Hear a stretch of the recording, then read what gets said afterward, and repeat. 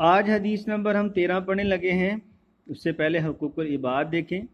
خدا کے عاشق تو ہیں ہزاروں بنوں میں پھرتے ہیں مارے مارے، میں اس کا بندہ بنوں گا جس کو خدا کے بندوں سے پیار ہوگا۔ حقوق العباد کے اوپر بحث کرنی ہے۔ حقوق العباد کے حوالے سے جب ہم نے حصہ قرآنی پڑھا تھا وہاں بھی میں آپ کو چیزیں بتا چکا ہوں نہ دنیا، ٹھیک ہے۔ تو یہاں پہ دیکھیں حضرت ابو ہریرہ رضی اللہ تعالیٰ عنہ کے سے روایت ہے، انا رسول اللہ صلی اللہ علیہ وسلم، بے شک نبی صلی اللہ علیہ وسلم فرماتے ہیں، کیا فرماتے ہیں؟ آپ نے ایک دفعہ اپنے صحابہ سے پوچھا، قال، آپ نے فرمایا، اتدرون مل مفلس، کیا تمہیں پتہ مفلس کسے کہتے ہیں؟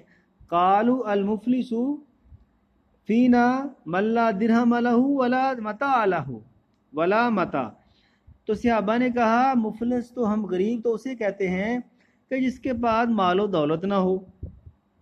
آپ نے فرمایا ان المفلس من امتی، میری امت کا مفلس وہ ہے، من یاتی یوم القیامہ بالصلاۃ، جو قیامت کے دن نمازیں لے کر آئے گا، وصیام، روزے لے کر آئے گا، وزکوٰۃ، اور زکوٰۃ لے کر آئے گا، ویاتی قد شتم ھذا، ایک بندہ آئے گا اس نے گالی دی ہوگی، اس نمازی کو، اس روزے دار نے، نمازی نے، روزے دار نے اسے گالی دی ہوگی کسی کو، وہ بندہ آئے گا، وقذف ھذا، اور کسی پر اس نے بہتان لگایا ہوگا، واکل مال ھذا، اور کسی کا اس نے مال کھایا ہوگا، وسفک دم ھذا، اور کسی کا خون بہایا ہوگا، وضرب ھذا، اور کسی کو مارا ہوگا۔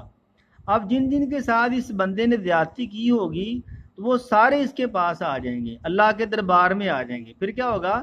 اللہ تعالیٰ اس کی جو نیکیاں ہیں حسب ظلم، جتنا اس نے کیا ہوگا ان کو دیتا جائے گا، فیوتی ھذا من حسنات، اس کی نیکیاں اس کو جو ہے وہ دیتا جائے گا اللہ تعالیٰ ان مظلومین کو۔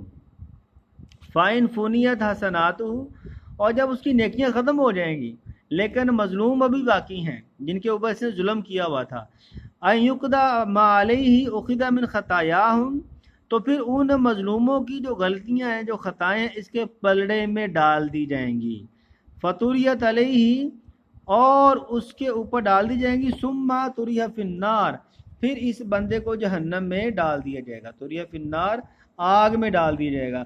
یعنی کہ دیکھیں کہ وہ نیکیوں کی گٹھڑیاں لے کے آیا تھا لیکن اس کا رہن سہن، لوگوں کے ساتھ برتاؤ، حقوق العباد جو ہیں وہ ٹھیک نہیں تھے، جس کی وجہ سے اس کو جہنم میں ڈال دیا گیا۔ ٹھیک ہے، تو یہاں پہ حقوق العباد کے بارے میں بحث ہوگی۔ فعل مضارع کسے کہتے ہیں؟ حقیقی مفلس کون ہے؟ دین اسلام کا غلط تصور دیا جاتا ہے جی لوگوں کو، ہم یہی سمجھتے ہیں کہ صرف نماز، روزہ، زکوٰۃ، حاجی کرنا یہی جو ہے وہ عبادت ہے، تو اس کے علاوہ ساری چیزیں بھلا دی جاتی ہیں۔ جی عزیز طلبہ، یہ آپ نے حدیث کرنی ہے، تو ملتے ہیں نیکسٹ حدیث کے ساتھ۔ اللہ حافظ۔